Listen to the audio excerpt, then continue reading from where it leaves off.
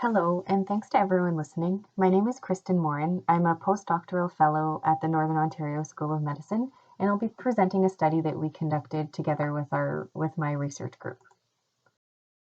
I have no conflicts of interest and no financial benefits to disclose. The objective of the study I'll be presenting today was to investigate how telemedicine as a modality for opioid agonist treatment compares to in-person care, and we did this by examining broad health outcomes. Before I get into the study specifics, I wanted to take you through a hypothetical case example, a patient named Will, to help clarify and give you an idea of the complexity of the subject matter.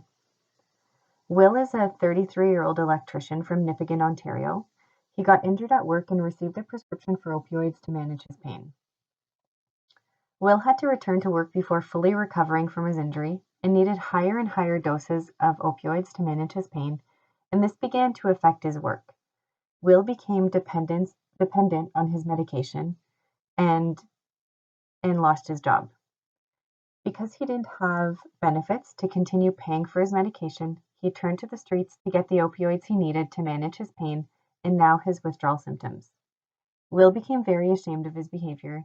He started to avoid seeing his family and friends, and he was feeling extremely isolated. He was often using drugs alone, and one day he was found unconscious. He had overdosed because of a poison street drug supply. He was revived by paramedics and taken to the emergency department. This was his third overdose, but the first time he was sent to the hospital. During his hospital visit, he was diagnosed with opioid use disorder and referred to an OAT program. Will is not a unique case. The use of opioids has and continues to devastate communities across Canada. The number of deaths related to opioid poisoning now account for more deaths than motor vehicle accidents in our country.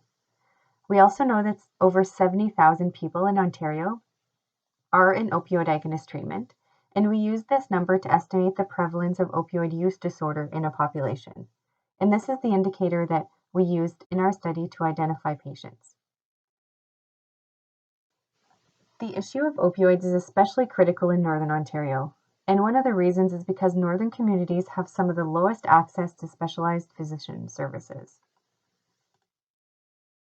The use of opioids also has an impact on the healthcare system. For instance, there are rising numbers of opioid-related hospitalizations and emergency department visits, as we saw with Will. ED visits and hospitalizations are important metrics to measure healthcare delivery. Hospitals are acute care facilities that aren't designed to treat chronic diseases such as substance use disorders.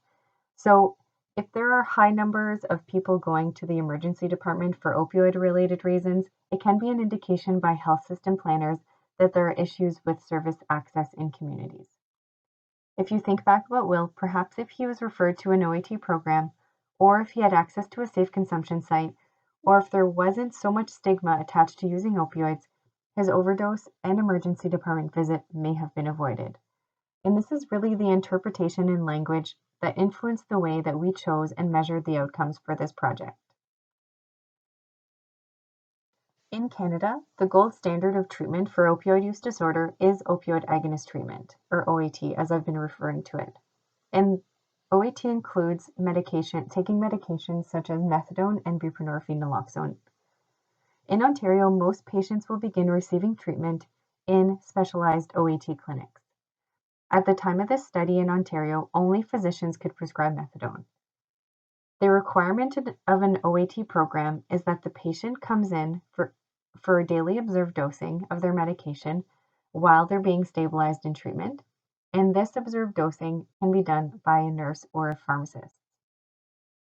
You can imagine for someone like Will living in a rural and northern community, this can be especially difficult as it's common for the distance to physicians to be greater and the availability of clinics and primary healthcare providers to be lower compared to urban areas. Fortunately, as part of the Ontario government strategy to improve access to care for patients in Ontario, the Ontario Telemedicine Network, OTN, provides a secure infrastructure as a means of delivering healthcare by telemedicine. In other words, although there may have not been an OAT physician located near Will, OTN makes it possible for him to enroll in an OAT program and receive his care by telemedicine. Under the supervision of a registered nurse locally, all OAT-related practice guidelines are employed consistent with in-person treatment. Telemedicine has become widely used in addiction medicine and has greatly increased access to care in typically underserviced areas of Ontario. In 2017, our research group conducted a study with the objective to evaluate telemedicine as a means of OAT. We used an in-clinic electronic health record to evaluate patient outcomes, and the focus was really on treatment retention for patients who were enrolled in OAT between the period of 2010 and 2012. As you can see in this graph, patients in telemedicine were more likely to be retained in treatment than patients who received in-person care. This is a really important metric because in many studies have found that 1-year treatment retention in opioid agonist treatment is associated with positive treatment outcomes. One of the shortcomings of this study was that we were unable to examine the broader health outcomes that I presented earlier, such as mortality and health system use. We wanted to conduct another study, and for this other study that I'll be presenting today, we conducted a retrospective cohort study and we used administrative data. We looked at an anonymous individual level data collected from Ontario publicly funded healthcare services. And what this data did was allowed us to include all patients who had enrolled in opioid agonist treatment in Ontario between 2011 and 2016. Broader level data, we were able to look at those broad health outcomes like mortality, emergency department visits, and hospitalizations, and we also looked at treatment retention for this broader group of patients. For ED visits and hospitalizations, we were also able to specify whether the health system encounter was opioid related, mental health related, or for reasons other than mental health or opioids. For the analysis, patients were assigned to one of 3 groups. Patients receiving OAT predominantly in person, a mix of in-person and telemedicine, and then patients receiving OAT predominantly by telemedicine. The classification of groups was decided based on the distribution of OHIP billing data because very few patients received all of their OAT services via one modality or another. For instance, if you think of Will, who is receiving predominantly telemedicine care, he may have had 1 or 2 visits in person, and we wanted to be able to account for that in our patient groups. We calculated measures of association to compare each group to the in-person group for each outcome of interest. For our first outcome, all-cause mortality, we found that there is no significant increase in the risk of all-cause mortality for the mixed group or telemedicine group when we compared the risk to in-person care. We also found no significant increase in ED visits or hospitalizations for the mixed group or the telemedicine group compared to in-person care, except for a slight increase in the rate of opioid-related ED visits and mental health-related hospitalizations in the telemedicine group, and a slight increase in the rate of ED visits for reasons other than mental health or opioids in both the mixed group and telemedicine group.